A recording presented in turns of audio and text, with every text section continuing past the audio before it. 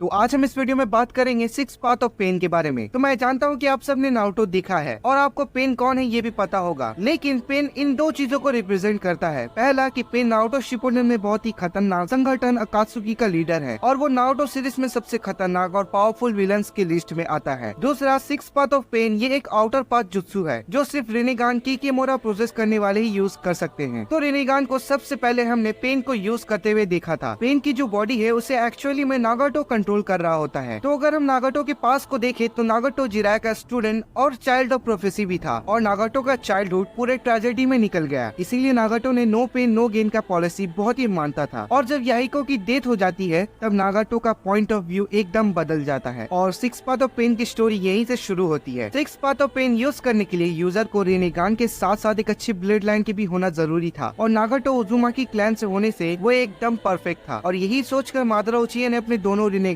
को नागाटो में इम्प्लांट किए थे। तो सिक्स पाथ ऑफ पेन 6 अलग अलग बॉडी में डिवाइड होते हैं। तो पहला है डिवाइन पाथ या फिर देवा पाथ ऑफ पेन जो गॉड को रिप्रेजेंट करता है। तो गाइस, नागाटो अपनी पूरी लाइफ में याहिको को बहुत ही मानता था और उसकी डेथ के बाद भी वो उसे एक डिवाइन फेवर में देखना चाहता था और इसीलिए याहिको की बॉडी में ब्लैक रिसीवर बैठाने के बाद याहिको टेंडो पेन बन जाता है जिसे अकात्सुकी का लीडर बनाया जाता है। जैसे कि इसके नाम में ही देवा पाथ है, ये गॉड की तरह सबसे पावरफुल टेक्निक का यूज कर सकता है जिसमें एक अच्छा एग्जाम्पल है पूरी विलेज को कुछ ही सेकंड में तबाह कर देना। देवापाथ की टेक्निक्स में आपको अट्रैक्शन और रिप्लेशन ज्यादा देखने को मिलेगा, जैसे शिनरा तेंसे ऑलमाइटी पुश जिसका यूज करके पेन ने पूरे कोनोहा विलेज को डिस्ट्रॉय कर दिया था। नेक्स्ट है पांसु टेन ऑलमाइटी पुल यानी अट्रैक्शन, जब पेन ने नारुतो को कैप्चर करते वक्त यूज किया था। और एक टेक्निक है जिसका नाम है चिबाकू टेंसे जिसमें पेन एक हाईली अट्रैक्टिव पार्टिकल कोर को आसमान की तरफ सब्जेक्ट करता है जो उसके कांटेक्ट में आने वाले हर ऑब्जेक्ट को एक दूसरे में कंबाइन करता है। इसी टेक्निक का यूज पेन ने नारुतो की बीस्ट फॉर्म को कैप्चर करने के लिए किया था। एंड एक और पाथ है कि देवा पाथ निंजुत्सु अटैक को भी रिवर्स कर सकता है। तो इस पेन को सबसे स्ट्रॉन्गेस्ट पाथ ऑफ पेन भी कहा जाता है। फिर आता है एनिमल पाथ यानी चिक्को शुडो जिसकी पावर होती है कि वो ब्लैक रिसीवर के किसी भी एनिमल को समन कर सकता है और वो एनिमल बिल्कुल भी नॉर्मल नहीं होता। अगर आपने जिराया वर्सेस पेन फाइट देखी होगी तो आपको पता होगा कि उन एनिमल्स को हराना कितना मुश्किल होता है। तो अगला है ह्यूमन पाथ यानी निंगेंडो, जैसे कि इसके नाम में है ह्यूमन पाथ और ये इंटेलिजेंस का प्रतीक है। ये जब किसी भी ह्यूमन से उसकी मेमोरी और इंटेलिजेंस को एक्सट्रैक्ट करता है तब उसके साथ उसी ह्यूमन की सोल भी बाहर आ जाती है जिससे कि उसकी मौत हो जाती है। अगला है असुर पाथ यानी सोरादो जिसका मतलब है डेमीगॉड या फिर राक्षस जो सिर्फ डिस्ट्रक्शन ला सकता है। इस पाथ के अंदर काफी सारे डिस्ट्रक्टिव एलिमेंट्स होते हैं जो क्लोज रेंज में बहुत ही भारी नुकसान दे सकते हैं। आपने पेन वर्सेस काकाशी फाइट जरूर देखा होगा और उसमें आपको काफी चीजें पता चली होगी। अगला है नारा का पाथ यानी जीगो कुडो। तो जैसा कि इसका नाम है ये एक स्पेशल समनिंग कर सकता है यानी गॉड ऑफ हेल को समन कर सकता है जिनका मेन पर्पस है एक्सट्रैक्शन। ये उस इंसान से कोई भी सवाल पूछेंगे और अगर उसने झूठ बोला तो सजा के तौर पर उसकी टंग को निकाल दिया जाएगा और उसकी तुरंत डेथ हो जाएगी। और नाराकापात की एक और एबिलिटी ये है कि किसी भी डेथ या डिस्ट्रॉय बॉडी को वापस रिवाइव कर सकता है। तो नागाटो किंग ऑफ हेल जो नाराकापात का एक खास एबिलिटी है जिसका यूज करके कोनोहा विलेज में जितने भी शिनोबी मरे थे उनको रिवाइव किया था। तो इसका कॉन्सेप्ट जापान की ओल्ड फोक टेल में किया जाता है कि बच्चों को उनकी ग्रैंड मदर उनको ऐसी कहानियां सुनाकर झूठ ना बोलने का संस्कार देती है। और हमारा आखिरी पाथ जिसे देवापात के बाद सबसे खतरनाक कहा जाता है वो है प्रेतापात या फिर गाकिडो। ये एक ऐसा पेन है जो कॉम्बैट फाइट में देवापात के क्लोज रेंज में रहता है। इसकी एबिलिटी है कि किसी भी निंजुत्सु को ऑब्जॉर्ब कर सकता है बिना उससे इंजर्ड हुए। तो ये पाथ जिराया की मौत की वजह भी बनी थी क्योंकि जिराया का राशिंगन जो सबसे स्ट्रॉन्गेस्ट निंजुत्सु के लिस्ट में आता है उसको भी इसने ऑब्जॉर्ब किया था और नारुतो वर्सेस पेन के फाइट में भी एक बहुत ही ऑब्स्टिकल था जिसे हराने के लिए नारुतो को ताइजुत्सु और नेचुरल एनर्जी का यूज करना पड़ा था। तो गाइस, ये सब थे सिक्स पाथ ऑफ पेन। इनका concept six Buddhist past of reincarnation से लिया गया है और आप इसके संस्कृत वर्ड से ही समझ गए होंगे। तो यार, ये सब थे सिक्स पाथ ऑफ पेन। तो नागाटो के बाद भी सिक्स पाथ ऑफ पेन के यूजर आते हैं जैसे कि ओबितो, सास्के और मादरा, लेकिन उनको इतना ज्यादा टेक्निक यूज करते हुए नहीं देखा है। तो जैसे कि 4 शिनोबी वर्ल्ड वॉर के स्टार्टिंग में हमने देखा था ओबितो कोनान को मारने के बाद नागाटो का रिनेगान अपने राइट हैंड में ट्रांसप्लांट करा लेता है और जो 6 जिनचुर्की होते हैं उनकी बॉडी को सिक्स पाथ ऑफ पेन की तरह यूज करता है। हालांकि वो इसका इतना अच्छा यूज नहीं कर पाता क्योंकि उसके पास दोनों रिनेगान नहीं थी। फिर आता है मादरा जो एक रीएनिमेशन था जिसके वजह से शायद वो रिनेगान का अच्छा क्लोज रेंज यूज नहीं कर सकता था, लेकिन फिर भी हमने कुछ टेक्निक देखी थी जो कि रिनेगान से ही थी। फिर आता है सास्के जिसको हमने सिर्फ देवापात और प्रेतापात का यूज करते हुए देखा है, पर यार बोरुटो में उसका रिनेगान तो